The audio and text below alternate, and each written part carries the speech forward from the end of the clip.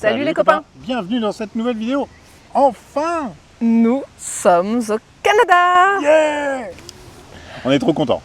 Franchement, Là, on souffle, on se prend pas la tête, on se repose un peu, on profite avant l'arrivée des véhicules. Mais du coup, ça fait quand même un sacré bout de temps que vous n'avez pas eu de nos nouvelles. D'ailleurs, Ouais. on en est vraiment désolé. dans la dernière vidéo, on vous dit à demain. Mais on en est désolé. Voilà, on n'a pas réussi à allier le travail qui nous restait à faire avec Trop de choses. Ouais, trop de choses. Trop de choses à faire, trop de choses à boucler. Et puis aussi voilà, le contre-coup physique, je pense, Oui, des puis travaux. il y a aussi qu'il y a eu plusieurs journées où réellement c'était vraiment pas du tout intéressant parce que on s'était imaginé que trier la maison, on pourrait le faire en 2-3 jours et que ce serait fini en fait, vraiment, que ce serait bouclé très rapidement. Mais c'était réellement utopique, donc il y a quand même eu la semaine pour trier, on s'est débarrassé de beaucoup de choses, on a donné beaucoup de choses, on avait trop de choses. Alors voilà, on vous a quitté il y a une dizaine de jours maintenant. Et du coup, on va faire une sorte de petit flashback et on va vous raconter ce qui s'est passé pendant ces 10 derniers jours. Et ben c'est parti.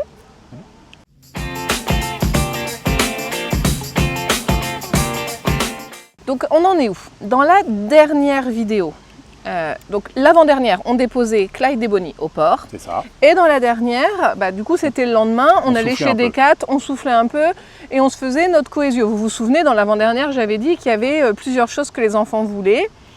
Le cohésio en faisait partie, donc ça c'était une des choses bouclées. Ensuite il y avait 2 séances de cinéma Ouais, et un laser game. c'est ça. On a réussi à presque tout faire. Presque tout faire, on va vous expliquer au fur et à mesure. Donc dès le lendemain du décathlon et tout ça, on a vraiment commencé à faire les cartons. Mais je pense aussi que peut-être on n'était peut-être pas hyper performant. En fait, il y avait une charge de travail qui était tellement importante que je crois qu'on savait pas réellement par où commencer, mais on s'y est mis. Ouais, on s'est quand même senti un peu dépassé au début parce que on avait tout à trier. En fait, on ne voulait pas juste emballer les affaires de la maison, les mettre dans des cartons et dans le garde-meuble. Ce qu'on avait fait la première fois, parce qu'on était censé revenir et reprendre une vie classique, et cette fois-ci, c'est pas ce qu'on voulait faire. Donc, on voulait vraiment se débarrasser des choses qui ne nous servent pas, garder que l'essentiel en fait.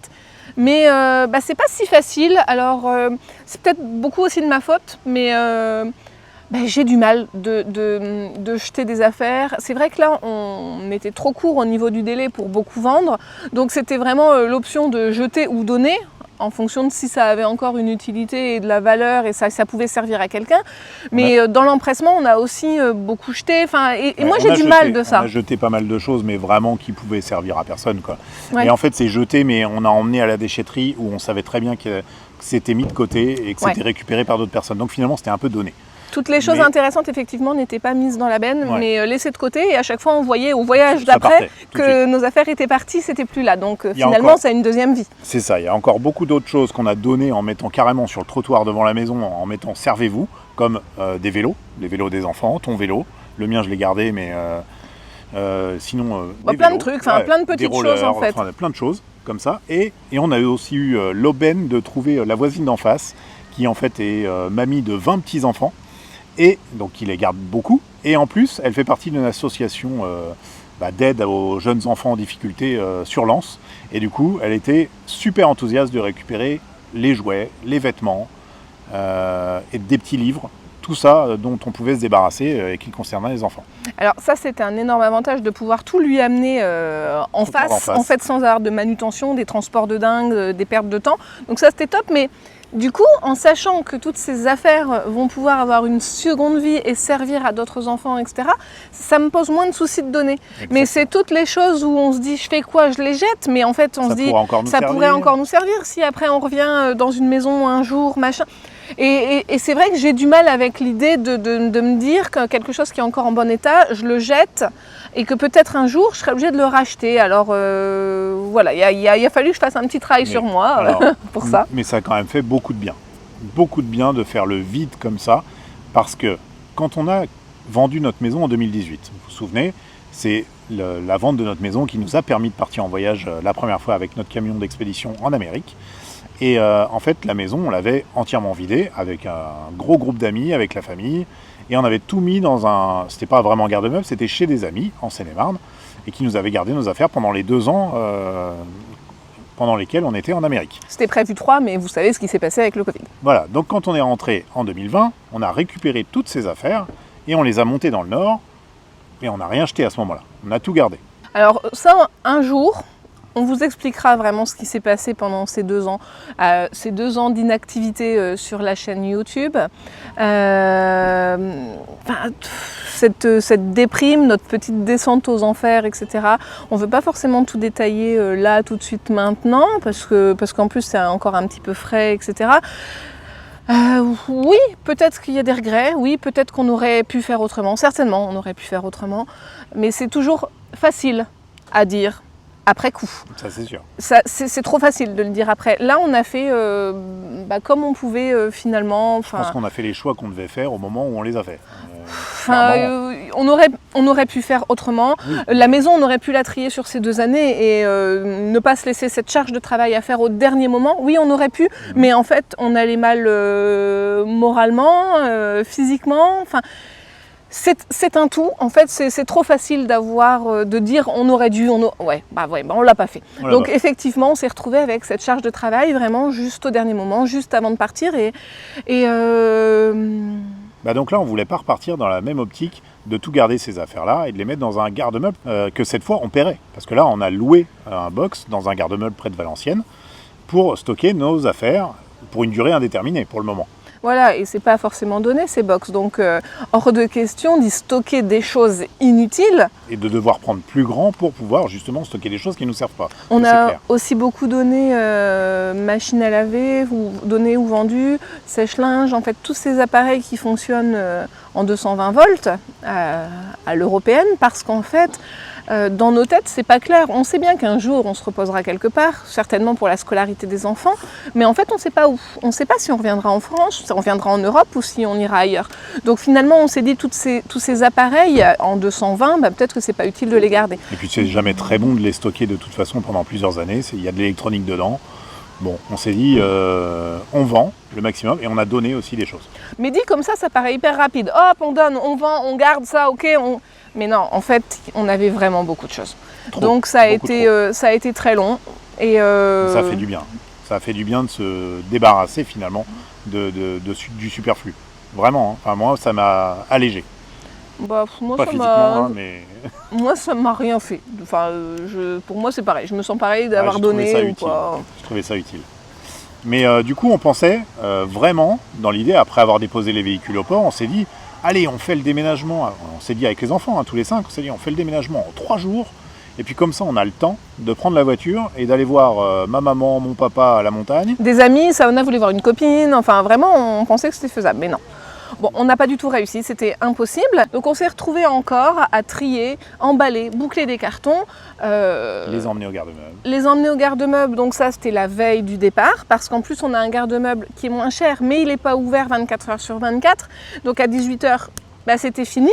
Et en fait on s'était dit on fait un dernier voyage le lendemain matin, le 14, juste avant de partir à l'aéroport. Mais on n'a pas réfléchi, en fait il est fermé le week-end et les jours fériés.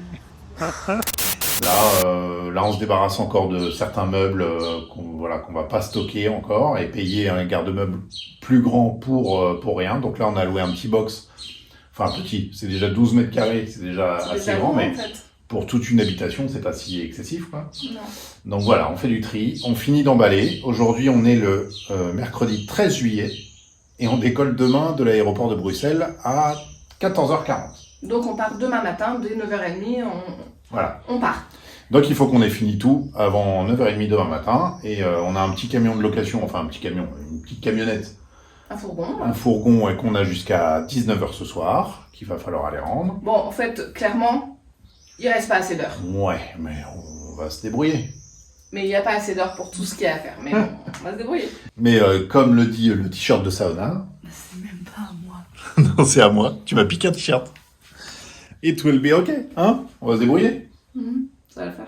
Ça va le faire. Allez, on finit d'emballer. On t'attend là. On m'attend. Qu'est-ce que t'emballes là? Le lit cabane de Nathéo. Voilà, il avait un grand lit cabane fait maison par Jean-Luc. Et ben en fait, ça représente tout ça en bois, plus tout ça, plus tout ça. Il y en a un. Mais ça, par contre, c'est Nathéo a un lit cabane et Noah a un lit chevalier, un énorme truc que nous n'avions pas remonté dans la maison parce qu'on leur avait demandé. Et si on mettait, le lit de Nathéo était là, si on mettait le deuxième lit là, ils perdaient de l'espace. Dans notre ancienne maison, ils avaient chacun une chambre et en plus, on avait une salle de jeu. Donc, dans cette pièce, on avait rassemblé trois anciennes pièces de notre maison, c'est-à-dire qu'il y avait le contenu de la chambre de Nathéo, le contenu de la chambre d'Enoa et le contenu de la salle de jeu. Donc quand on leur a demandé lorsqu'on est arrivé, on a monté qu'un seul lit et on avait mis un matelas sur un sommier en dessous de la cabane pour Enoa. Bon, qui n'a pas beaucoup servi, hein, parce qu'ils dorment toujours ensemble. Ouais, ils sont presque tout le temps dans le même lit au-dessus, sauf quand ils disputent. Quand ils sont disputés, ils font chambre à part. Mais enfin voilà, donc par exemple le lit d'Enoa, le lit chevalier n'a jamais été remonté, mais pour autant, ça ce sont des choses qu'on ne donnera jamais. Regarde.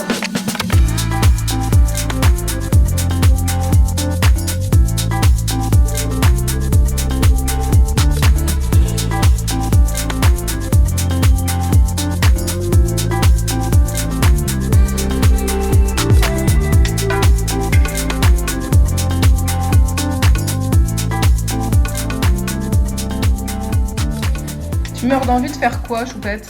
D'ouvrir un colis. Tu crois qu'on t'entend là? Non, peut-être pas. Elle a envie d'ouvrir son colis. Le dernier colis avant le départ. La fin du monde. Non, le départ. Le dernier colis reçu juste avant de partir. Et qu'est-ce On qu'il n'a y plus a de couteau ni dedans? de ciseaux, c'est pas bien pratique. Hein. Mais qu'est-ce qu'il y a dedans? Allez, on ouvre. T'es longue! Allez. Ça les intéresse pas les abonnés. Ça. Ah là, ça va commencer à être intéressant. Voilà. Ah bah, En plus, c'est la tienne d'abord.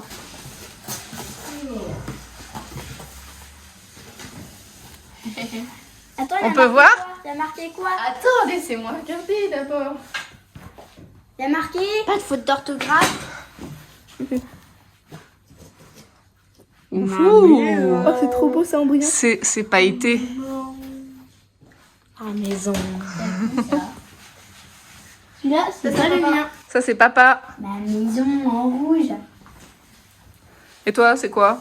Un bon gros gilet Sherpa. Rouge brillant, c'est moi. Regarde comment Ah, rouge brillant. C'est moi, non, ça. non, on a pris du En brillant. rouge pailleté. Je trouvais ça. Bouge pas si fort, Ena. Bling Je bling. trouvais ça girly. Oh, moi, il brille pas. Ah bah non, toi, c'est juste doré que t'as pris. Je peux voir? Je peux voir? Oh ouais, joli. Trop joli. Attends, je vais me dire. Moi, j'ai Et toi? ça. Trop joli. Avec une... Vous êtes content? Grave. Oui. Et là, depuis il est tout ça rend joli. Super petit assortiment de gilets pour nous tous, reçu à dernière minute. Pour Commandé hier et arrivé aujourd'hui. Oh, maman, touche. Et le but, c'est d'avoir des petits trucs bien chauds Ça va être bien. au coin de, enfin pour dehors quoi, pour notre vie sur le camp. Voilà. Et qu'on peut personnaliser en fait. Et Saona, elle voulait faire autrement. Elle a choisi autre chose. Parce que j'ai déjà un gilet super chaud. Moi, c'est comme ça. Trop bien. Bon, ça va pas Lui, on a un doré. Tu fais... Oh là là, il fait trop chaud. Ah oui. Il fait vraiment chaud. Bah ferme pas, tu vas mourir. T'as perdu. Ah, on va être bien au coin du feu avec ça. Là. Bon. On arrête là parce que le box ferme à 18h. Donc on s'est dépêché, on a ramené le plus de choses possible. C'est exactement comme pour la remorque il y a 1 heure. Donc bon, bah ça restera comme ça. On est large. Notre maison se réduit à un box maintenant. Un box de 12 mètres carrés. 12 mètres carrés, ouais, mais qui est quand même pas rempli à fond quoi. Bah carrément pas. Hein. Bon, on l'a quand même pas mal exploité. Oui, en fait, il y a toute une partie au fond où on a réussi à vraiment remplir jusqu'en haut et avancer. Parce que là, avec les boîtes qu'on voit, notamment la boîte rouge, derrière, il y a quoi? Il y a encore au moins 2 mètres. Au moins. Ouais, presque. Bon, 1,5 mètre. Ouais. Ouais, je dirais... Regarde, quand tu regardes là, je dirais Ouais. bien... 1,5 mètre. Bon, 1,52 mètres. Pardon, et là, on me voyait, non? C'est grave, ça t'embête? Ah non, pas du tout. Oh bah c'est alors. pour vous, hein. Ah bah alors si ça t'embête pas, regarde, je te filme. Je ne suis pas la plus jolie. Voilà, on te présente aux copains. Voilà. Ma marraine, qui a bossé avec nous Pendant non-stop, 2 jours, pendant 2 non-stop. pour amener tout ça ici. Et qui nous aide beaucoup, qui nous amène à manger, qui... Voilà. Merci, Tati Chantal. Mais y a pas de quoi, c'est de bon cœur. Hein? Bon allez, on ferme parce qu'on va se faire mettre dehors. Allez, go. Ah, dans... Fouf.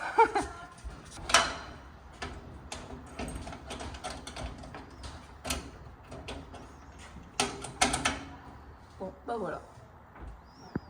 Bon, et maintenant, on va rendre le petit camion d'occasion. Chez Leclerc, chez qui on a loué. Parce que c'était beaucoup moins cher. Donc on avait loué une petite camionnette de location pendant 2 jours, le 12 et 13 juillet. On l'a rendu à 19h le 13 juillet et on avait encore beaucoup de choses à faire à la maison parce qu'on n'avait pas du tout préparé nos sacs pour partir. Pas du tout préparé nos sacs. On a vraiment fait à chaque fois en urgence les choses, certes à la dernière minute, mais les choses qu'il fallait faire pour débarrasser la maison, pour tout ça. Donc est-ce que, on m'a pas mal posé la question sur Instagram, est-ce qu'on a réussi à faire ce tri, à tout finir, comment on a laissé la maison? Alors en fait, en ne dormant pas du tout la dernière nuit, encore, on a réussi À tout trier, à tout trier. à faire nos sacs. Mais par contre, on a laissé des cartons dans la maison et c'était vu avec ma marraine et mon oncle qui nous ont énormément aidés Qui nous ont prêté cette maison pendant 2 ans. et qui nous ont Adorablement. énormément aidés pendant ces 2 jours de tri, à nous aider à faire les voyages au garde-meubles, à la Apporter les choses lourdes. déchetterie, à faire des bras supplémentaires pour les choses volumineuses et encombrantes et lourdes. Donc en fait, oui, on leur a laissé quelques trucs, tout est trié, tout est mis dans des cartons. Il y a un tas encore de quelques affaires à emmener au garde-meubles, à rajouter, ça tombe bien parce qu'il y avait encore un petit peu d'espace devant au milieu. Et il y a tout un tas d'affaires à donner mettre et à la déchetterie. Donc voilà, on a réussi à moitié je dirais, parce que oui, le tri est fait, mais on est quand même obligé là de compter sur quelqu'un pour finir les petites dernières choses. Voilà. Et encore une fois, merci beaucoup Michel et Tati Chantal, vraiment pour l'aide que vous nous avez apportée, qui nous a été très précieuse pendant ces 2 derniers jours. Mais du coup, toute cette nuit où on n'a pas dormi du 13 au 14, avant le départ, il a fallu faire donc nos sacs, et on s'est rendu compte, alors comme on vous avait dit pour la remorque, on n'avait pas du tout eu le temps de mettre nos affaires à nous, à peine celles des enfants, il n'y a que Saona qui s'était fait son petit bac comme il faut. Qui avait été plus organisé, mais bon, elle a quand même repris encore un gros sac. Alors, bref.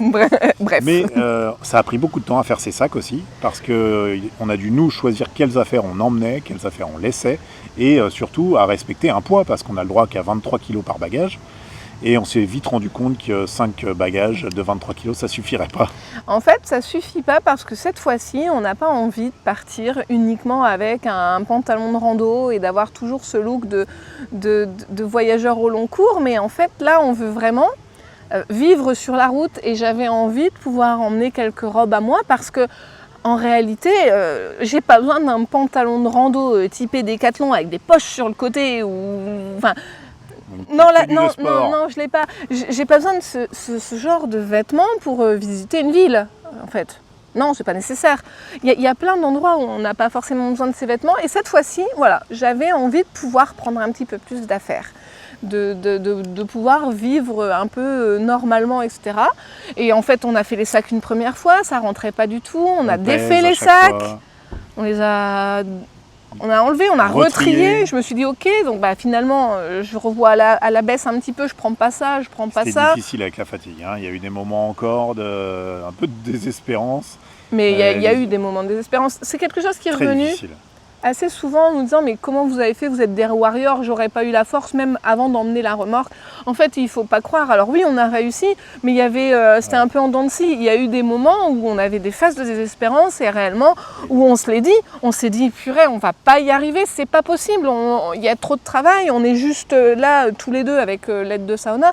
Plusieurs fois, on s'est dit. Les garçons ont dormi quelques heures. Les garçons ont dormi un peu. À peine 2-3 heures, elle a dormi. Mais là, je parlais de la remorque. Pour la remorque, du coup, vraiment, des fois, on a craqué. Et là, en fait, ça a été rebelote. Faut pas s'imaginer qu'on y arrive mieux que les autres. C'est pas le cas. Là, il y a eu un moment où je me suis mise à pleurer. Je dis, c'est pas possible. On n'y arrivera pas. Il y a un moment, il faut se m'en rendre à l'évidence. Il n'y a pas assez d'heures. Je lui dis. Et j'ai beau dire, mais si, on y arrive toujours. Voilà, c'est pas ce que je veux entendre à ce moment-là, en fait, ça m'énerve plus. Et en fait, à un moment, je lui dis, de toute façon, là, c'est mort, enfin, ça rentrera pas dans 5 sacs. C'est pas possible. On a trop d'affaires. Chaque sac est rempli.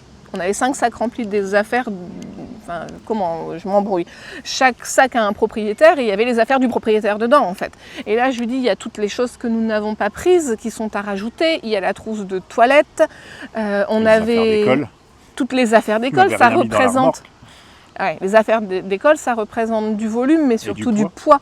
Parce que c'est que des livres, et les livres, vous savez que c'est extrêmement lourd. Voilà, c'est tout des manuels scolaires. Trousses, donc ça, il y a vachement de poids. Donc à un moment, on s'est tout de suite dit, enfin ça, on se l'est dit assez rapidement. On s'est dit, on n'y arrivera pas, on va rajouter un bagage supplémentaire. Ouais, c'était obligatoire. Donc on avait une vieille valise que ma mère nous avait offerte il y a 20 ans. Mais elle a beaucoup servi, la poignée ne fonctionne plus, etc. Donc on s'est dit qu'on pourrait la sacrifier. Voilà. On la sacrifie à l'arrivée. Et à l'arrivée, on la jettera quand elle sera vidée. Mais même après ça, alors on a d'abord cherché si c'était faisable de rajouter cette valise. Heureusement, ça l'était. On pouvait rajouter cette valise parce que vous savez que c'est un vol low cost, alors on ne peut pas toujours tout faire. Mais on pouvait rajouter. Donc ça nous a coûté 90 euros. 90 euros. 90 euros de rajouter cette valise. Donc oui, ça a un coût, mais finalement, on s'y retrouve parce que si on avait dû racheter sur place tout son contenu, on aurait redépensé plus d'argent que de payer ce bagage supplémentaire. Évident, ouais. Donc voilà comment on a calculé. Donc on a rajouté cette valise, mais moi, pendant un bon moment, je pensais même qu'il fallait en rajouter une deuxième. Mais Tom me disait non, là on va pas y arriver. Et non, puis après, il faut quelques centaines de grammes par-ci par-là de trop.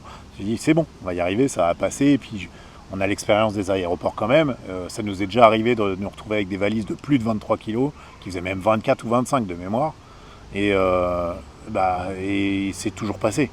Ils nous ont jamais fait là, rajouter. on avait moi, ce que je craignais aussi, c'était que notre balance soit pas très précise et qu'on n'ait pas le même poids sur le tapis, en fait. Ça, c'était le risque.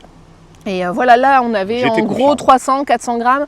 T'étais pas du tout confiante. Moi, j'étais pas du tout confiante. Je disais, ça va pas passer. On va se retrouver devant le truc de peser, à refaire les sacs. Ça va être une galère. Et en fait, il me disait, ça va passer. Et là, avec la fatigue, moi, ça me fait péter les plombs. Parce qu'en fait, il peut pas dire ça.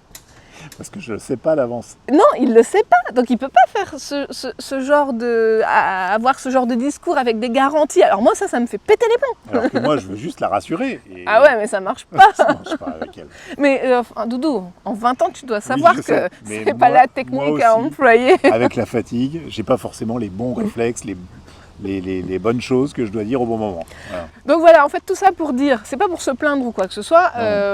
Cette situation, elle a été comme ça, elle est ce qu'elle est, point, en fait. C'est juste pour dire aussi, pour tous ceux qui s'imaginent, mais comment vous faites, vous êtes des warriors, j'aurais pas réussi. Faut pas croire, c'était pas tout rose, en fait. C'était pas facile. Il y a eu des moments difficiles, il y a eu des moments de pleurs, il y a eu, c'était pas simple. Saona, elle a été incroyable, encore une fois. Elle nous a encore aidé une grosse partie de la nuit jusqu'à ce qu'elle tombe de fatigue et qu'elle aille se coucher quelques heures. Elle est partie. Toi, à un moment donné, vers 7 heures, tu t'es allongé sur la moquette de la chambre où on faisait toutes les valises et t'es parti pendant une demi-heure, pas plus. En fait, à force de porter les gros sacs pour les peser, j'avais le dos mais en vrac, donc de temps en temps je m'allongeais par terre et je remontais mes genoux en fait histoire de soulager un petit peu mon dos et tout ça. Et à un moment je me suis endormie par terre. Alors j'ai laissé dormir un petit peu, pendant ce temps-là j'ai continué à trier dans les chambres, ce qui restait à trier. J'ai dormi une demi-heure par terre quoi, c'est énorme. Et puis jusqu'au moment où je regarde l'heure, il est 8h30. Je dis oh là là, tout le monde se réveille. Allez, pam, pam, pam. Les enfants, On ils doit ont se préparer, été... on part dans 1 heure parce que j'avais déterminé qu'on partirait vers 9h30 pour avoir le temps tranquillement de se rendre à l'aéroport de Bruxelles.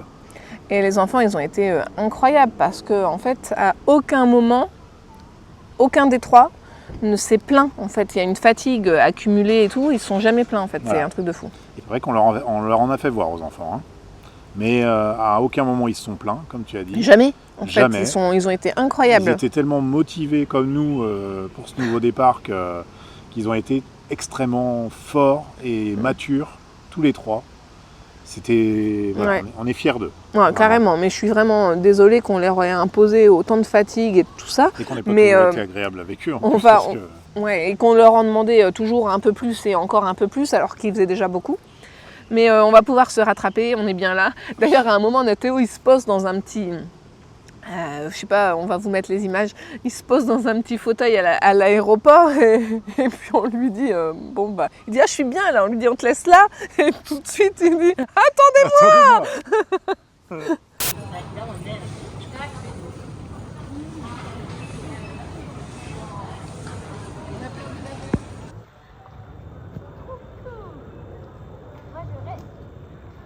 T'es sûr, tu veux pas aller au Canada?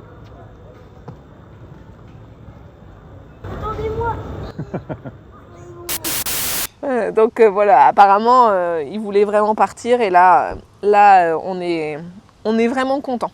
On est content d'être là, d'être arrivé au Canada. Attends, on n'y est pas encore là. On raconte Ah oui, pardon. chronologiquement Ah ouais, les mais choses. Doudou, tu sais que tu commences à parler plus que moi. Hein. Non. Et Je fais les que là, choses c'est long. Hein. organisées là. Ah, pardon. Donc là, on se retrouve le 14 juillet au matin à 8h30. Je réveille tout le monde et tous ensemble, on finalise les sacs cabines, nos sacs à dos, parce que Alison m'a encore fait un tas de plein de choses qu'elle a trouvées. Ça on emmène, moi je veux emmener.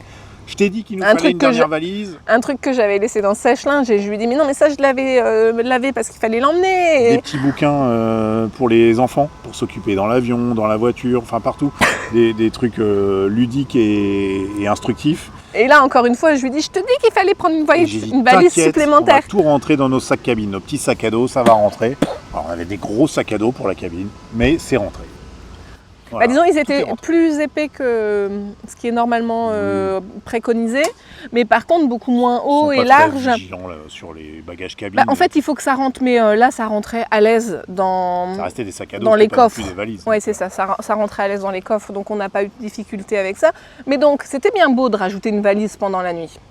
Mais comment on partait à l'aéroport? En fait, on partait avec notre Modus, pas un grand Modus, un Modus. Alors, C'était notre deuxième voiture quand on habitait en région parisienne. C'est ça. Qu'on garde parce que ça nous permet aussi de conserver notre bonus en France, notre bonus 50%. En fait, D'assurance. d'avoir une voiture. Et quand on revient, ça peut être assez pratique. Et puis en fait, elle ne vaut plus rien. Elle a 200 000 km. Elle a combien? 12 ans? Non, 11 ans? 12 ans, 12 en ans. 2010. Elle a 12 ans notre voiture. Enfin voilà, si on la revend, c'est pour des clopinettes. Donc au final, on préfère la garder. C'est ça. Donc voilà, donc on part avec cette voiture-là. Vas-y. Ce modus qu'on a gardé pendant notre premier voyage, qu'on a récupéré en 2020 parce qu'on l'avait laissé chez ses parents, qui leur servent de temps en temps en deuxième voiture. Et là, on s'est dit que de la même manière, on va la garder. On va la laisser de nouveau à tes parents qui vont s'en servir en deuxième voiture. Et donc on s'est dit, on a une voiture, on se rend nous-mêmes à l'aéroport de Bruxelles. Depuis là où on habitait, ça faisait 1h15 de route environ. Et en fait, ta sœur nous avait proposé de nous rejoindre à l'aéroport de Bruxelles, ce qui était super pratique, parce que comme ça, ils nous ont rejoints là-bas, et ils ont pu ramener notre voiture chez eux. Comme ça, mon père va la récupérer en rentrant de vacances. Enfin voilà, tout un schmilblick. C'est un schmilblick, Mais du ça coup, se passe bien comme ça. on s'est débrouillé comme ça, mais ça reste un Renault Modus. Je ne sais pas si vous voyez le gabarit, c'est un tout petit peu plus gros qu'une Clio. Et donc nous sommes 5 cinq. dedans. Nous avons 6 bagages de 23 kg. Alors le mien il était juste à 20 kg et celui de Saona un peu moins, mais sinon on a donc presque les 6 bagages de 23 kg. 23,2, 23,1. Plus 5 sacs pour la cabine, 5 gros sacs à bien dos, remplis. à faire rentrer dans un Modus. Donc une fois qu'on a mis la grosse valise supplémentaire dans le coffre, Bah, autant dire, il y a déjà presque plus de place. Alors bon, on a réussi quand même à mettre 2 sacs, les sacs à dos à la verticale derrière au-dessus en enlevant la plage arrière et on a réussi à fermer sans casser la vitre arrière. C'était déjà pas mal. Voilà. Mais on se retrouve encore avec beaucoup trop de sacs. Il nous restait 3 gros sacs de 23 kg à caser, entre un sous les pieds des enfants, un sur les genoux des enfants, un sur les genoux d'Alison, plus les sacs cabine. Donc un autre sur le sac qui est déjà sur mes genoux, donc j'avais un sac comme ça. Alors au niveau de la sécurité, c'était pas top. Non, bah, on a fait comme on pouvait et bon, bah, on va dire qu'on a eu de la chance d'arriver sans encombre. Alors après, ça ne nous empêchait pas d'avoir quand même la ceinture de sécurité, etc. Les enfants, ça les a pas empêchés de se rendormir pendant toute cette heure de route aussi. S'écrouler de fatigue. Alison est bien restée réveillée avec moi pour qu'on puisse conduire jusqu'à l'aéroport. Et là, on a retrouvé Lindsay et Ilias et leurs enfants, les cousins de nos enfants, donc, pour se dire au revoir. Voilà, et leur laisser les clés. Et leur laisser les clés de la voiture. Et nous voilà à l'aéroport de Bruxelles. On était plus de 3 heures avant le départ. On était large, on était bien, c'est ce qu'on voulait. On voulait être tranquille et pas avoir de stress en plus au niveau de l'enregistrement des bagages et tout, mais on était bien. Moi j'avais un stress quand même. J'avais un stress parce que on avait des bagages un tout petit peu trop lourds de quelques centaines de grammes. Alors notre balance apparemment était bien réglée parce qu'au final... on s'est retrouvé avec les mêmes poids. Avec les mêmes poids, voire un tout petit peu moins parfois, donc il n'y a pas eu de souci, c'est passé. Mais moi ça me stressait quand même. Ensuite il y a toujours aussi ce qu'on peut lire sur les réseaux, qu'il est obligatoire d'avoir un vol retour pour aller au Canada et nous n'avions pas de vol retour. On n'en avait pas la première fois, on n'en a pas là, on a tous nos papiers justificatifs comme quoi on a un véhicule qui arrive pour faire un grand au port d'Halifax pour faire un grand voyage, mais en fait voilà, je me disais quand même, bon, j'espère qu'on ne va pas avoir de soucis de cette légende urbaine qui est tout le temps marquée partout sur tous les forums et tous les réseaux. Et bon, bah, comme la première fois, on n'a pas eu de soucis pour passer sans vol retour, mais voilà. Les démarches administratives, on les avait réglées un jour avant d'être à l'aéroport, c'est-à-dire les démarches administratives pour arriver au Canada, c'est l'autorisation de voyage électronique, donc l'AVE, mais ça, en fait, on les avait déjà fait en 2018. Et ils sont valables 5 ans, donc on n'avait pas à les refaire. Exact. Ça, c'était parfait. Et on avait juste une application à remplir pour tout ce qui concerne la vaccination Covid sur l'application ArriveCan. Voilà. Donc ça, c'était un petit peu fastidieux, mais ça va assez vite, c'est intuitif. Et tout était réglé. Donc niveau papier, niveau administratif, on était bien. Tout était en ordre. Donc on a pris notre premier avion de Bruxelles jusqu'à Francfort. Parce que voilà, c'était pas un vol direct, hein. On a fait une escale en Allemagne pour que ce soit un peu moins cher. Donc premier vol. Mais le problème, c'est que le premier vol, il avait du retard. Ça a repoussé, et puis quand on a une correspondance, ça fait toujours un peu flipper quand on commence à prendre 10 minutes de retard, 15 minutes, une demi-heure, 3 quarts d'heure. Là, on se dit, oh là là, nous on avait une correspondance et on avait 1h45 pour faire notre correspondance, initialement. Donc on est parti, je ne sais plus exactement avec combien de retard au final.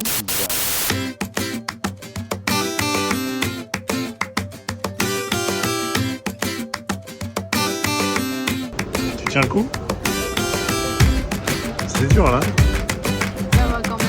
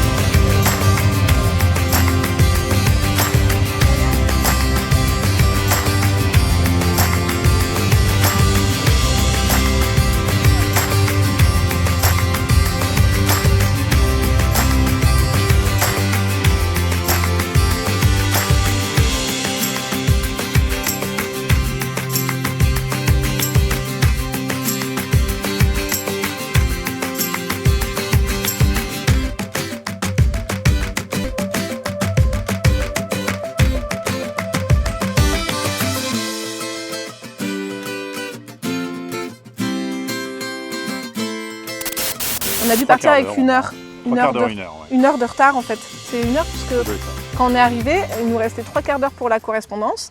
Mais 3 quarts d'heure à Francfort. Ouais, mais le temps qu'on descende, en fait, quand on s'est posé, en fait, on est descendu sur le tarmac. C'était pas directement dans le truc, donc on descend sur le tarmac. On monte dans un bus, ils attendent, c'était un tout petit avion, hein. Donc ils attendent que le bus soit complet et que tous les passagers soient dedans, pour ensuite seulement nous amener au niveau de l'aéroport et des terminaux. Voilà, donc on a eu l'impression de faire le tour de l'aéroport avec ce petit bus. Ben oui, parce qu'ils nous ont déposés à une extrémité, et je vous le donne en mille, forcément, nous, notre correspondance, elle était à l'autre extrémité. Donc on s'est mis à courir, parce que encore une fois, on s'est dit... On n'était pas les seuls à courir. L'embarquement dans notre avion avait déjà commencé quand on a atterri, donc on s'est dépêché, on a couru.